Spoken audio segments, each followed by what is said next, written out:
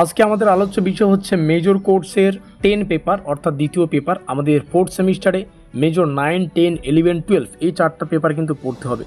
আর major 9 একটু উপরে আসলেই আমরা দেখতে পারবো, যার সিলেবাসের টাইটেল হচ্ছে, এখানে দেখতে পাচ্ছ ফিফথ সেমিস্টার শুরু হচ্ছে। সিলেবাসের টাইটেলটা ছিল 20 শতকের বাংলা উপন্যাস। এখানে যে 3টে উপন্যাস রয়েছে আমরা এখানে দেখতে পাচ্ছি। আর এখানে থাকা প্রত্যেকটা উপন্যাসের কিন্তু বিষয়বস্তু আমি এর আগের ক্লাসে উপস্থাপন করেছি, অর্থাৎ যেমন এখানে রয়েছে শরৎচন্দ্র চট্টোপাধ্যায়ের শ্রীকান্ত প্রথম পর্ব আসলে কি, এখানে কতগুলো চরিত্র রয়েছে, এই উপন্যাসটির মূল বিষয়বস্তু কি, থিমটা কি, সেটা আমরা আলোচনা করেছি।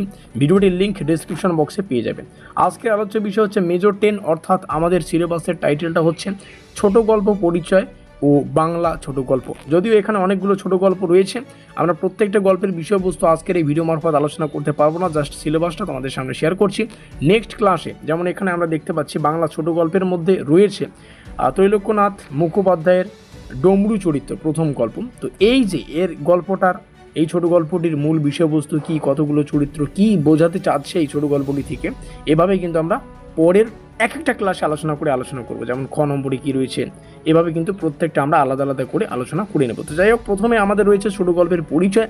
এখান থেকে পড়তে হবে কি, ছোট গল্পের সংজ্ঞা, স্বরূপ ও বৈশিষ্ট্য, বাংলা ছোট গল্পের সূচনা, উপন্যাস ও ছোট গল্পের তুলনা, বড় গল্প, অনুগল্প, এই সমস্ত বিষয়গুলো আমাদের প্রথম টপিকে রয়েছে। সেই সঙ্গে তোমরা যদি এই সিলেবাস থেকে 100% কমনযোগ্য পেইড নোটস নিতে চাও, একদম পরীক্ষার জন্য ব্রহ্মাস্ত্র নোটপত্র, তার জন্য তোমরা নিচে দেওয়া যোগাযোগ নম্বরে আমাদের সাথে যোগাযোগ করে নোটপত্র সংগ্রহ করবে।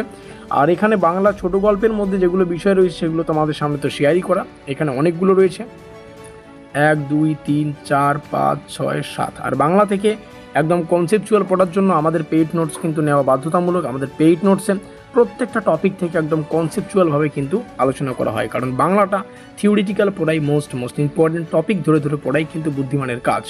এখানে প্রত্যেকটা বিষয় রবীন্দ্রনাথ ঠাকুরের শান্তি, নিশীথে, আর এই সমস্ত বিষয়গুলো আমরা পরবর্তীতে এক্সট্রা ক্লাসে আলোচনা করব, যে কোন ছোট গল্পের মূল বিষয়বস্তু আসলে কি।